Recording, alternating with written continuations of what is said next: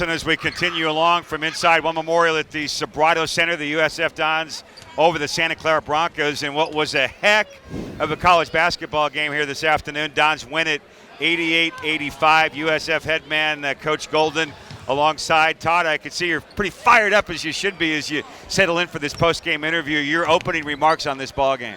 Just proud of my guys, man. I'm really proud of our players and our staff. I thought a really resilient win after what was probably the most difficult loss that we've had.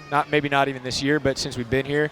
And, we had every reason to come out and lay down and feel sorry for ourselves and worry about what the future held. And even after a little bit of a slow start, I thought our guys showed a lot of grit and toughness. They stayed with it, a lot of runs in this game. Got a lead in the first half, gave it back. I think we went down 5 in the second half, but we stayed with it. We were super, super tough. And just super proud that our guys pulled through and got it done. Yeah, you mentioned all the runs. Santa Clara went up early, then you spurred off a 19-4 run at them. They turned around 10-0. Yep. Second half, we had a couple more like that again. There was one point in the second half where Santa Clara made 8 consecutive shots, but during that same run, USF made 7 in a row. We watched 15 straight shots on both sides go up and hit the bottom part of the net. Yeah. It was an offensive display for a while, wasn't it? Yeah, they're a really good team, man. I think they're really tough, and obviously they beat BYU on Thursday, so we know what they're capable of. Thought, they did a really good job of spreading us out a little bit with that ball screen, and they have some really good players that can attack going downhill. And we had some different coverages, but I thought we slowed them down a little bit, and then they came right back at it. But they're just a really talented offensive team.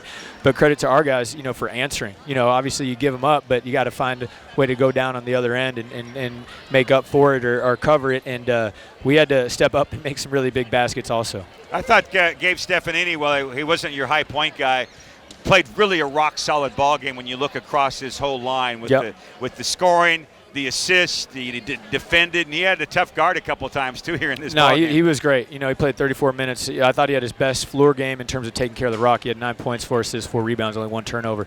And Gabe's just gotten a lot more comfortable over the course of the year. He's kind of settled in, and he's playing a lot of minutes. And I'm putting a lot on his shoulders, and it's a lot of an expectation. When he was at Columbia, he played a lot, but they didn't win a lot. He got numbers, but they weren't winning a lot. And now we've asked him to step it up in those other areas defensively and take care of the ball, rebounding, and he has done that. He's improved so much as an all-around player since he's been here. Now his offense is catching back up with all that extra stuff on the other end where he's having to guard and fly around. And I think just over the rest of the season, you're going to see him play really, really well. Vova Markovetsky gave you some solid minutes. In the first half in particular, he was out there on the floor during that 19-4 run. He was great, and Pat was a little under the weather today, so we just didn't know how effective he was going to be. And, I'm just proud that he showed up and gave us a good effort. But Vove stepped up. We knew we were going to have to turn him on a little bit and see what he has. And he's maintained a great attitude, even though his playing time has kind of went away. And, to come into a game like this with basically a sellout crowd, a very important game in regards to conference seeding and all of those things. And we were +2 in his 11 minutes. I'll take that any day of the week. Yeah, a solid effort. You mentioned Tape a little under the weather, so you got solid minutes really from both kind of Koonin and Meeks at that 4 spot. Yeah, no, I thought, Josh did a really good job kind of keeping us together defensively and covered some things up, hit a huge 3 in the second half where we really needed it to kind of stem their tide.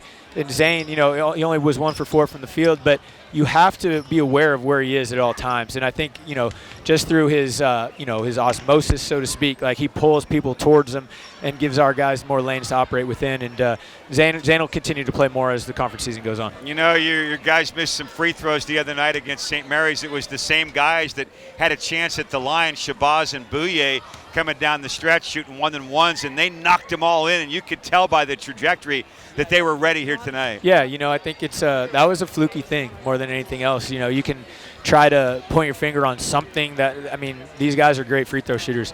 They missed. They just happened to be in a row, and it, kind of cost us an opportunity to extend that lead and get that game out of play. It happens. But, again, how we responded tonight, how Khalil stepped up in those moments to go 6 for 6. JB hit 2 huge free throws. That's all that matters. It was our response and to get this win. It makes us feel a lot better about what happened on Thursday night. To win a close WCC game at home, it's hard sometimes to get over the hump in the league, and to do it, kind of coming from behind a bit. probably has to give your guys a little sense of momentum now as you go on the road to Provo. No question. It was a much-needed lift, and what we've talked about before and what this group has had to figure out, and tonight it wasn't as much of an issue, but we had struggled lately playing with the lead. Yeah. You know, tonight we kind of got ourselves in a little bit of a hole. We were down 12, it looks like, with 13 minutes to go in the first half. And in a weird way, I think that loosened us up a little bit. You know, it's like, all right, now let's go. We have nothing. We're down big. Let's go. Let's start playing again. Let's go play a little bit. Yeah, let's out. And sure enough, we outscored them by 15 the last, let's say 33 minutes of the game.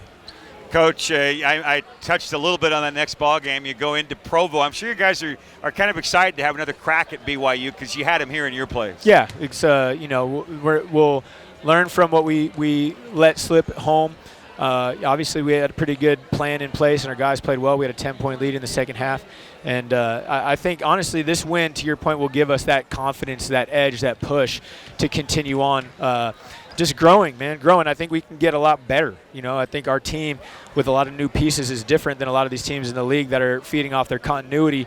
We're still learning and getting better into conference play, and I think over the next week or two, we should take another jump. Coach, savor the moment. Always fun to beat Santa Clara. Oh. And good win over the Broncos. Great ball game here today. Enjoy it. Yeah, I appreciate you, Pat. Thanks, man. All right.